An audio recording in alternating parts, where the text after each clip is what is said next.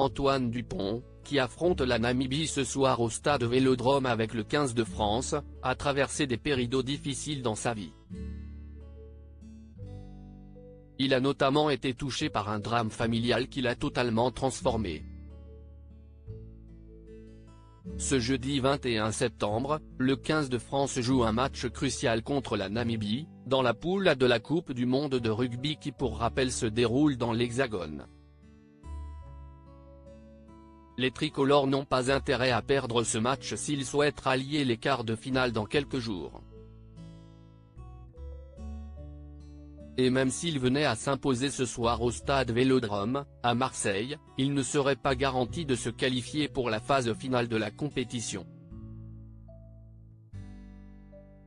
En effet, une victoire avec bonus de l'Italie contre la Nouvelle-Zélande le 29 septembre, et surtout une défaite des hommes de Fabien Galtier contre les Transalpins la semaine d'après, condamnerait la France à dire adieu à une première étoile.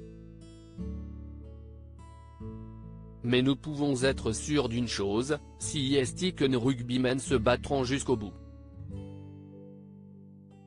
CIST d'ailleurs ce qu'avait promis le capitaine de l'équipe, Antoine Dupont, juste avant le lancement de la Coupe du Monde. On le sait, le joueur de 26 ans possède un mental d'acier. Cela est notamment dû aux différentes épreuves qu'il a dû traverser dans la vie. A commencer par la crise cardiaque puis le coma de son père Jean, victime d'après les médecins d'un accident alimentaire.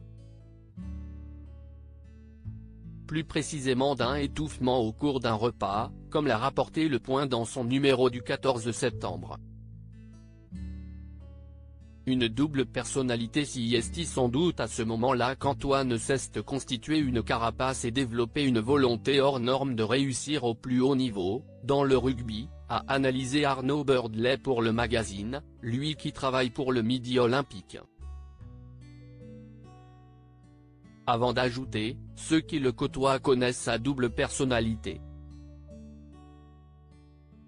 Le bon gars venu de la terre, badinant avec sa bande de potes. Et l'homme secret, implacable dans sa manière d'aborder les matchs, parfois froid et méthodique, une attitude que certains analysent comme de l'indifférence.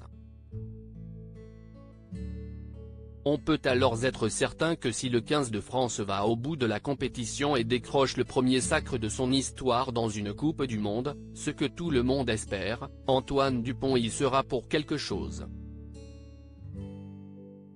Car malgré les certaines critiques qu'il peut essuyer, comme toute personne médiatisée, sa détermination est sans relâche. Une véritable rage de vaincre.